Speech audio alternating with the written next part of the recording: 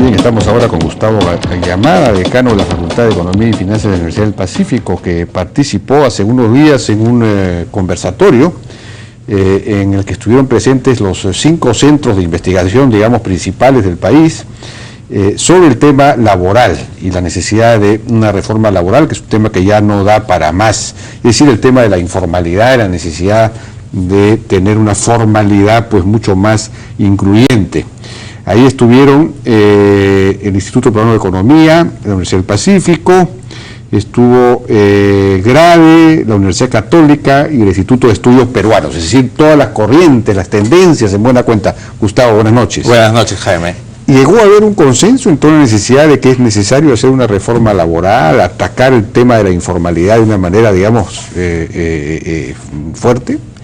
Sí, yo creo que como son centros académicos, la evidencia es muy fuerte, en el sentido de que el nivel de informalidad laboral que tenemos no corresponde al nivel de desarrollo relativo que ya hemos alcanzado.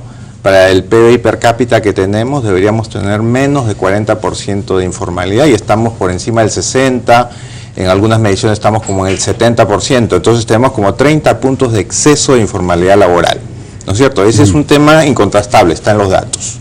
En segundo lugar, salen el último ranking de competitividad del World Economic Forum, ¿no? Y en temas de prácticas de contratación y despido aparecemos en el puesto 130 en el mundo. O sea, esos dos datos son bien fuertes, ¿no? Y eso es por el costo de la llamada indemnización por despido, es decir, que es muy alto. Eso y también... Y la estabilidad laboral. Exactamente, porque recurrir a esa indemnización ya no es suficiente cuando uno quiere rescindir de personal por situaciones diversas que se presentan en una economía tan dinámica.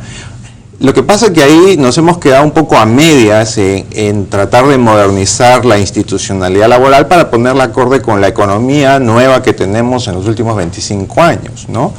Todavía la estabilidad laboral absoluta, se suponía que eso ya era parte de un modelo anterior que se dejó de economía cerrada, donde se podía tener el empleo de por vida protegido, pero... Claro, si uno tenía la industria protegida, podía tener el trabajo totalmente protegido, porque hay un mercado cautivo. Correcto, eso era la lógica, empataba, ¿no?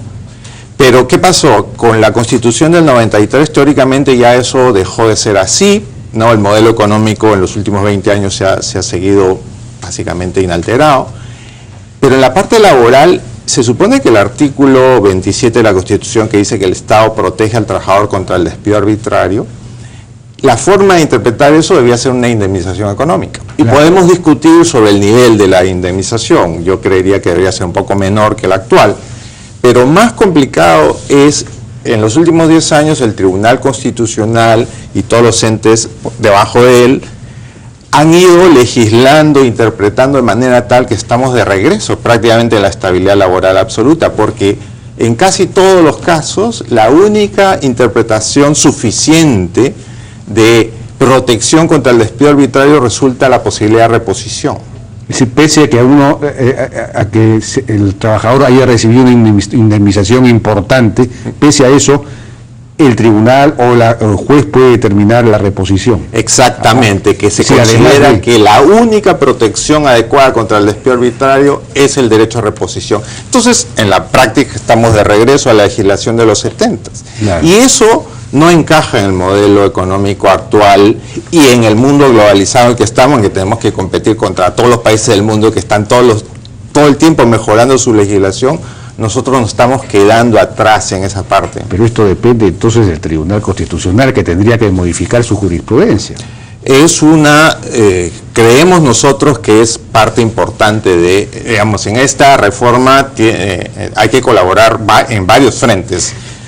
En la parte laboral, definitivamente tienen que decir y hacer el Tribunal Constitucional, el Congreso, el Ministerio de Trabajo, los inspectores, etcétera, ¿no? Es todo, porque el empresario, chico, mediano, grande, sufre todas esas instancias. Ahora, ¿no sería bueno que, digamos, los mismos centros de investigación que han participado en este conversatorio soliciten una reunión con los miembros del Tribunal Constitucional para explicarles el problema?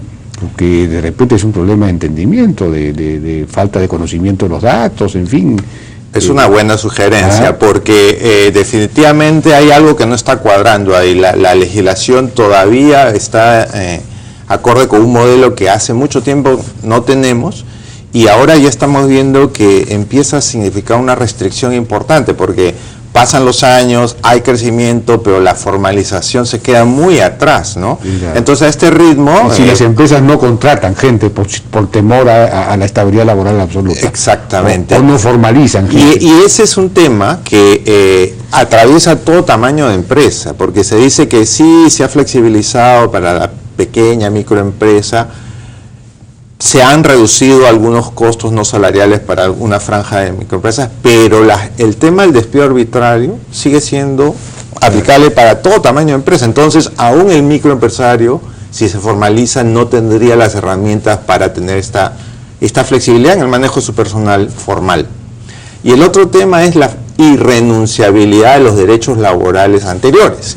Se supone que si te formalizas, ok, de aquí en adelante puedes tener derecho a un esquema más promotor, pero tienes que reconocer todo lo anterior que era la legislación general, o sea, es imposible.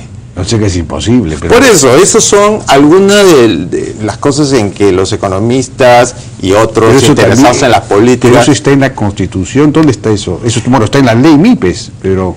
Esta renunciabilidad de los derechos es un término que yo he encontrado en la jurisprudencia laboral y a mí me ha parecido inverosímil, pero está, es parte de la forma como se actúa, Eso no se modificó cuando se resolvió el problema de la cédula viva en la época de Toledo, hubo una modificación constitucional, no sé si se refirió a eso, pero efectivamente yo he escuchado que el problema de la ley MIPES y la razón por la cual no son muchas las empresas, creo que son alrededor de 100.000, solamente las que se han logrado inscribir en este régimen, digamos, favorable, se debe a que, claro, los derechos son irrenunciables. Si yo quiero formalizar a mis trabajadores, inmediatamente me han exigido, oiga, pero páguenme todos los derechos anteriores, ¿no? Podrían demandar, digamos, a la empresa, por eso es que no lo hacen. Y dos elementos más que salieron de la reunión, ¿no? Uno, que hay una ausencia de empresas medianas en el país, hay muy pocas, o hay las muy grandes y hay las pymes. Y la hipótesis que maneja Miguel Jaramillo, un colega nuestro, es que estos costos y todas estas prácticas de rigidez laboral afectan sobre todo a este segmento de mediana empresa, ¿no? Que la grande, mal que bien, puede tener su bufete de abogados y su equipo que puede apoyar en estos temas, pero imagínate, bueno, la microempresa está en la informalidad total, pero la mediana no puede crecer con todo este sobrecosto, este peso de la tramitología y de lidiar con esto. Y el segundo elemento que salió es que la incertidumbre sí afecta a las decisiones. Hicimos un trabajo de recolectar todas las noticias cuando había toda esta posibilidad de aprobación del proyecto de ley general de trabajo, ¿no? Entonces, todas esas noticias durante 10 años. Y encontramos econométricamente que a mayor cantidad de noticias, 3 meses después bajaba la contratación de empleo formal. ¿Noticias sobre qué, perdón? Sobre la posibilidad de aprobación del proyecto de ley general de trabajo. Ah, que nuevamente se ha sido anunciado por eso te digo, el ministro de Trabajo, ha dicho que ha enviado al Congreso este proyecto, con lo cual ahora las empresas se van a inhibir, ¿no? Por favor. Exactamente, entonces ese tema es bien sensible y es, al menos algunos de nosotros creemos que es una de las razones que hace que haya tanta reticencia a cruzar la formalidad, porque es una decisión media de por vida, ¿no? Una vez que entras en la formalidad, ya no te escapas. Claro. Entonces, tienes que estar muy seguro que estás pisando un terreno, vamos, predecible, confiable y manejable. Pero si hay toda esta incertidumbre de cómo va a ser el régimen laboral, la estabilidad, los derechos, los costos, los sobrecostos, simplemente renuncias a esa posibilidad. Eso es lo que está pasando y eso es lo que creemos explica estos 20 y tantos puntos de exceso de informalidad. Y el hecho de que, bueno, este régimen especial para las MIPES, para las micro y pequeñas empresas, que les da ciertas menores costos salariales, efectivamente, digamos, no ha tenido un impacto suficiente debido a lo que mencionábamos, ¿no? La irrenunciabilidad de los derechos, Pero también es cierto que aunque una empresa se inscriba, digamos, una pequeña empresa, una vez que crezca, tendría que pasar al régimen general, y no puede por los costos, y por eso es que hay pocas empresas medianas, ¿no es cierto? Exacto. No puede por los, digamos, entonces tampoco sirve ese sistema estratificado, digamos, o gradual de...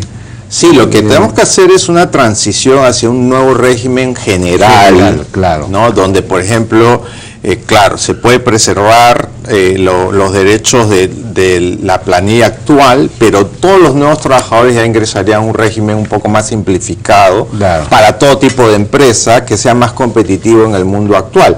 Y que además que esté más en sintonía con las generaciones actuales de jóvenes, que ellos sí, pues, no tienen para nada en su cabeza el tema de empleo de por vida en una empresa. Ellos son los que se quieren mover también.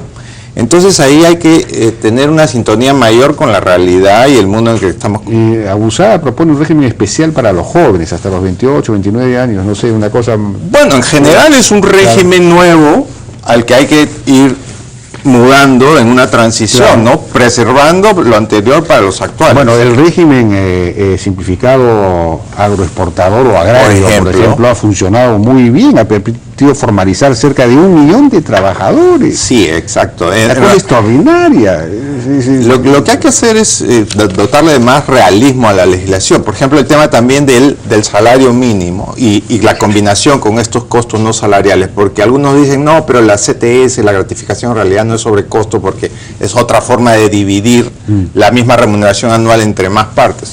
Pero cuando eso lo combinas con un salario mínimo que sea irreal, por ejemplo, para las provincias del Perú, entonces evidentemente ahí sí vuela todo. No hay forma de que puedas dividir el costo en 14, en 15 veces. De acuerdo. Entonces ahí la propuesta es también hacer un salario mínimo diferenciado, porque habría que eliminarlo en realidad.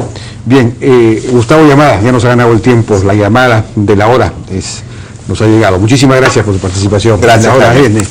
Vamos a una pausa y regresamos volando con Wilfredo Chero y Carlos Ramírez Ludeña de Agropucalá. Hay problemas importantes. Regresamos.